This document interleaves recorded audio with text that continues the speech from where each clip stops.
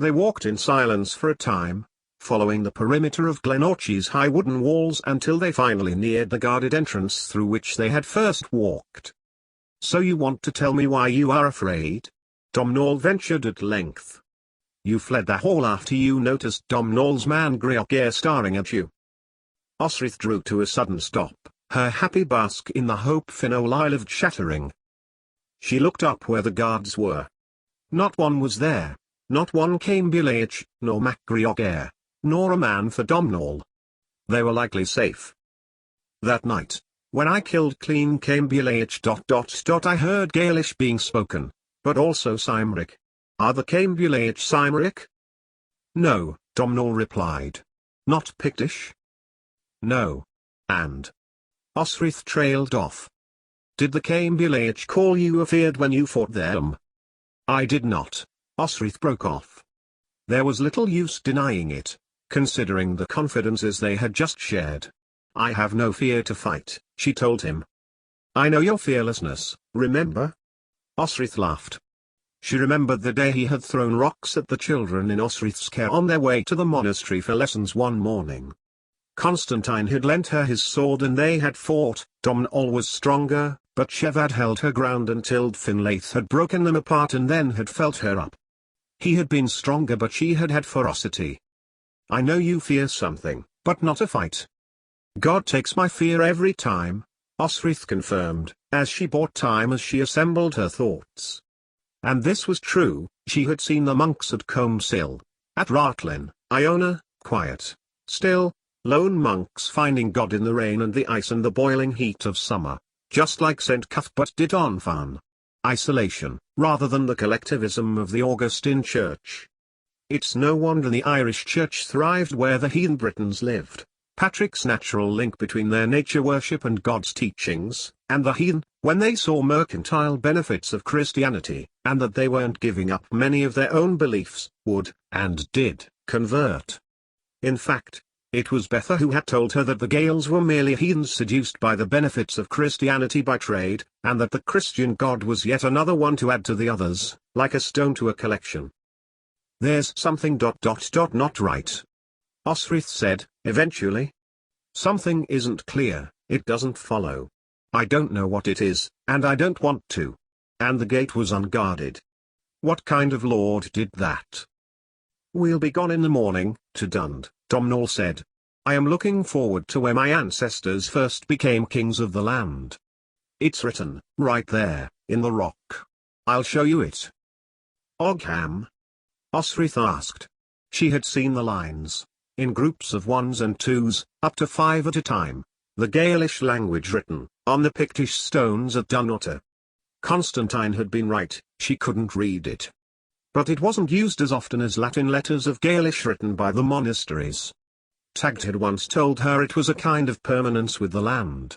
Blind nobles could run their fingers over the letter symbols decades, centuries later and know whose land it was, or who was buried there.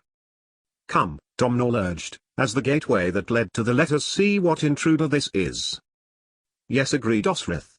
Domhnall supported her elbow, and guided her over a small stone bridge, treading the winding path to the unguarded inner postern gate, Osrith glad to be leaving the menacing, towering rocks behind her. The stables were much as Osrith had left them. Domhnall pushed open the closed door, peering past the frame. Nothing had disturbed the horses, who were hamping quietly to themselves in their sleep. Osrith stepped beside him, and was greeted by a silent flutter of wings, and quiet footsteps, one by one, on a perch high above the horses.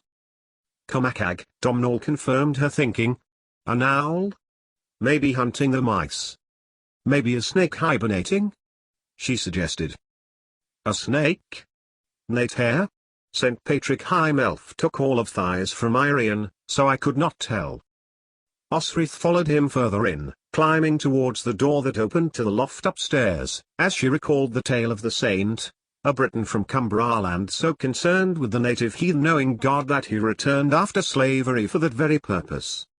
Should have opened. But it was nailed shut from the outside. Osrith felt her face drain of warmth as she contemplated what might have happened if she couldn't have got out of the door. She tried to tear the barrings away, but the pain in her shoulder and ribs caused her to stagger back. From her left, Domhnall kicked at the wood, which had been firmly nailed into the frame. Could it have been Constantine? Osrith thought, as Domhnall jumped up the ladder behind the door, kicking it off its hinges. He certainly hadn't grown out of childish tricks, even when Osrith thought he surely must now, being taller than she was, almost as tall as Domhnall, with the same straight, black hair, and pale grey-blue eyes, pointed chin and flat cheeks that marked all of the Gaelish nobility.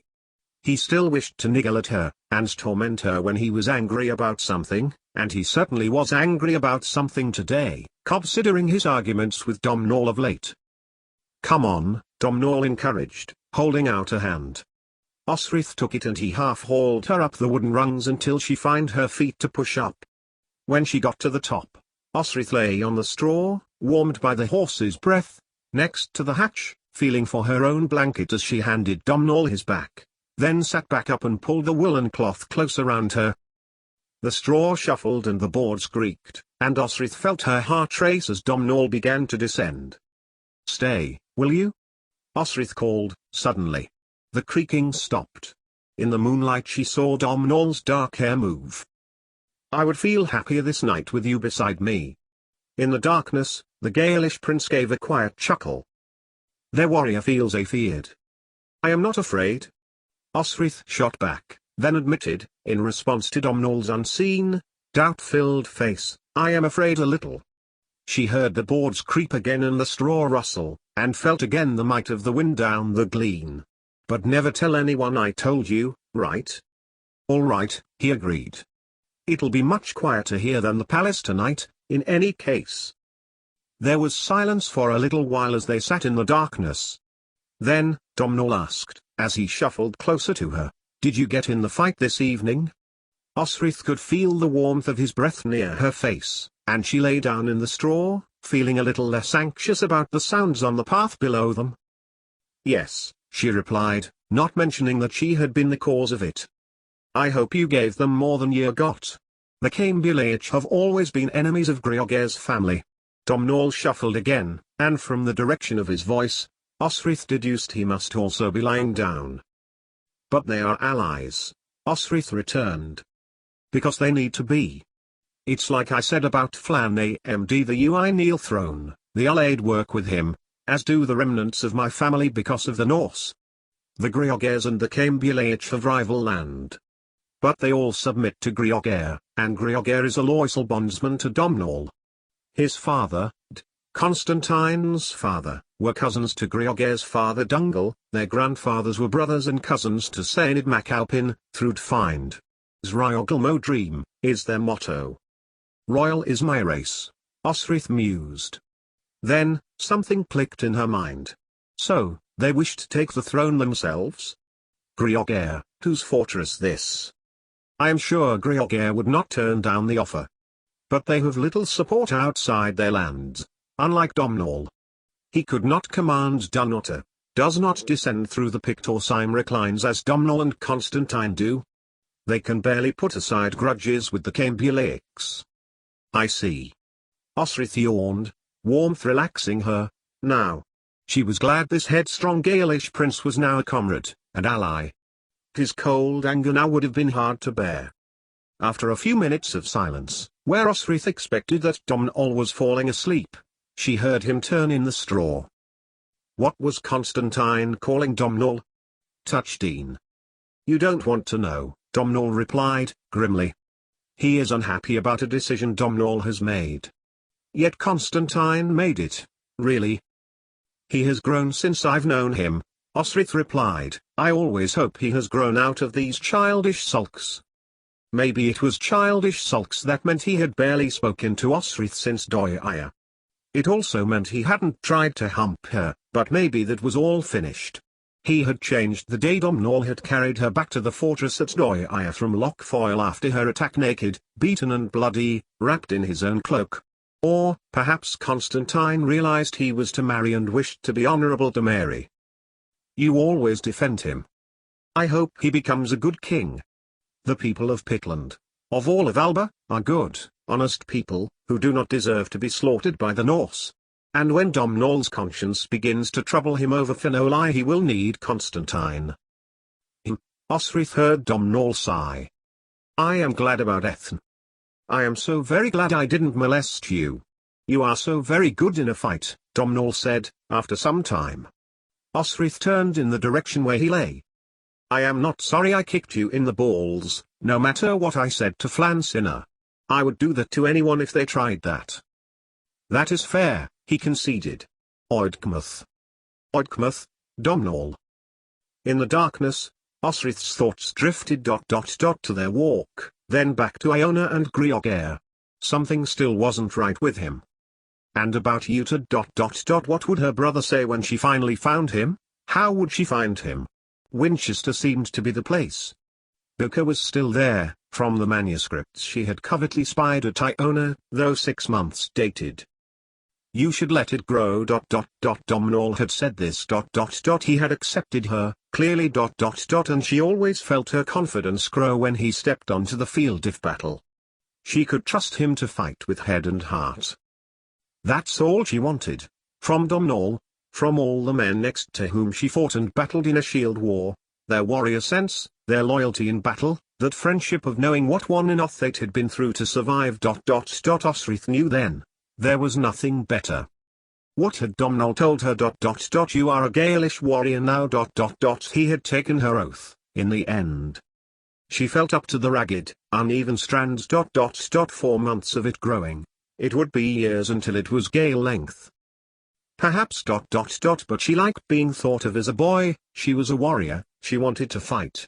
I am an Angle, and Angles cut their hair close, Osrith reminded her sleepy self. And she was going to England. Osrith heard his rhythmical breathing as he slept. Domhnall, the Gaelish prince who just wanted his sister back, like she wanted her brother. She could so easily have moved her head to rest on his arm, or his chest. But instead, Osrith thought of the morning, and their departure, on horseback, to the place where Domhnall would be crowned king. 88,888,888. Domhnall was not in the straw near Osrith the next morning. Shafts early of light pushed warm fingers into the hay loft, and showed emptiness where the prince had kept her company. There was a flattened section of straw where someone had Ferguson tagged prone bodies, and Osrith wondered vaguely where they had spent the night. Domhnall would be at the hall, Osrith reasoned, so she crawled up onto her knees and found the loft ladder, climbing down it sleepily, her chest hurting at the exertion from her fight the day before, pulling Buet in her scabbard down after her. You're required at the hall, a voice said, in the semi-darkness of the stable. Domhnall needs to see you. It was Domhnall, standing near the door. Osrith could just see him in the weak light that was diffusing through the stable's shutters. Are we leaving? Osrith asked, hopefully, as Domhnall held the door of the stable open for her. Anything to get away from this fortress of the Grioghaires. Yes, we ride for Dund, close to where Grioghair has another fortress. The morning light caught a huge grin on Domhnall's face. What? Osrith asked. You. All untidy with the straw. Osrith laughed lightly as he reached up to her head, pulling 1 or 2 coarse pieces of it from her hair. The Cambuleia charter bring the horses. I'll wait for you, he added, smiling, leaning back against the door frame. Oh no, please don't. Osrith protested, her mind stumbling for the right words. Domhnall said nothing, but did not move, either. Thank you for last night, Osrith began again, for I much appreciated your company. She reached over and held his forearm. My worries are gone, and I thank you. But, I must find my own way to Domhnall, lest he thinks I cannot be a warrior for him without assistance. Domhnall looked at her, taking her hand from his arm and holding onto it momentarily with his own, then nodded. Yes, he said, then looked round at the horses, many still sleeping, though some stamping their hooves in anticipation of the start of a new day. I'll see you at the hall, Osrith. Choose the skewbald mare if you get a chance, you were suiting her well yesterday. He smiled at Osrith again, before pushing open the stable door, its wooden planks scraping into the dirt, holding it open. Her mind drifted to the idea of riding, and she groaned as she followed him to the doorway, and she watched Domhnall him cross the ground between the stables, his raven black hair blowing in the morning breeze. Then her eye surveyed the scene, her hand falling instinctively to Buey. What a sight to see! Men, alone, or in twos and threes, were asleep, passed out, some outside the hall, some on the ground outside. One even wedged between two stone walls, snoring loudly and legs in the air. She might easily have mistaken it for a battle massacre. Turning to where the horse's water trough had been refilled, Osrith thrust her head in the fresh water, pulling her hair back with her fingers before brushing down her clothes, an excited, nervous feeling in her stomach. Domhnall, her lord, would be crowned king very soon. He only had to march across the country with his men and fight on his home ground, at Dunnottar. Domhnall was waiting in the hall for her, Tagd and Fergus, both red-eyed and looking worse for wear, beside him. He smiled as Osrith strode in. She was to ride with Fergus and Tagd behind the princes to Dund, and, after a lengthy discourse on who would ride where in the royal procession, Domhnall led them to the courtyard, where horses were being led from the stables. Any man who was still unconscious from the night before, outside the hall, was summarily being soaked with buckets of river water to revive them, to much swearing and swinging of arms. The men leading out horses, Domhnall had said, were Cambulaic, and they were leading them, including the little skewbald mare, to the waiting group of Greogair men, at the front of which Greogair MacDougall stood, brown red head held high. She caught his eye for a moment, and he smiled, a slow, lazy smile, like a cat which might be enjoying its toy with a mouse. Osrith dragged her eyes to the stables, as the Cambulaic cleared, which horses would remain. Would she be able to ride it? Then she looked back. Greogair was looking at her still, the predatory expression gone, replaced with one of implacable thoughtfulness. Then his eyes shifted to a spot to the right of Domhnall. Osrith turned her to see that Constantine and Domhnall had taken their place by Domhnall. "Where to get the horses for Domhnall?" Tagd murmured warmly by her ear. "Just remember what we taught you, and you will ride fine." He led Osrith and Fergus back to the stables. They were to saddle and make ready the horses for their ride that day, and Osrith began by pulling the leather straps from the wall, and adjusting their buckles for the 6 horse that remained. "Where did you get to last night?" Osrith asked Tagd as she passed the first bridle. "Fergus and I stayed to drink with the Greogairs," Tagd replied, happily. "And stop them tearing the Cambulaics' throats out." He looked over the back of the large roan horse they were saddling. "And yourself?" "Left rather quickly, so you did." Osrith said nothing for a moment, stooping to catch the strap underneath the horse's stomach. It stamped its rear hooves impatiently.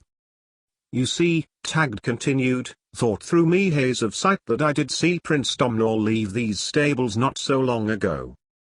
"Yes," agreed Osrith, then added defensively as Fergus, face still drink-weary, began to chuckle, "Nothing happened, or nothing you're thinking, anyway." "Nothing?" "The Sihar here, Tagd," Osrith declared, suddenly, surprising herself. "And they were fair frightening me last night. Can't you feel them? All in the glen, rushing up, and down." The tall, blonde warrior stood upright and stared at Osrith. "What you felt, that was the Morrigan." "The Morrigan?" "The great Queen Micah. She rushes about when she wants to warn a man." "Warn me?" Osrith shuddered. "About what?" "The king," Fergus said, surprisingly. "You should not trust the king, Osrith." Osrith stared into Fergus's wide, honest face. What did he mean? "The Morrigan comes to warn of battle," Tagd explained. Osrith felt indignant. "I am not afraid of." "If she came to you," Tagd continued, ignoring her protestation, "then you are linked to a fight, a struggle, or perhaps surrounding the coronation. She is queen of land and earth. She is who Lord Domhnall will wed to tomorrow." He drew Osrith close to, his ale-sore eyes wide. "Wed?" "Yes," she agreed. As Flansinna had done at Tara, spiritually, to the land. And Eochaid had not done that, so he hadn't the authority over the land as Domhnall would have, neither then support of the nobles from Pitland. Even the Strathclyde Cymric would find it hard to remain with Eochaid, even with Giric's leadership. Some may even change sides. Did you hear it grow? See it grow? Last night? Osrith shook her head, trying to think. No. Yes. There might have been. It was dark. Then her mind drifted to Griocare. The look he gave her. Osrith knew there was something to do with him, something more. What was it? This was something more than anger at the loss of man. Was Maka warning her of him? Take care, Tagged said, his ice blue eyes fixing on Osrith. Stay close to us, until we leave this place. Osrith nodded, and they hurried to saddle and rein the rest of their horses.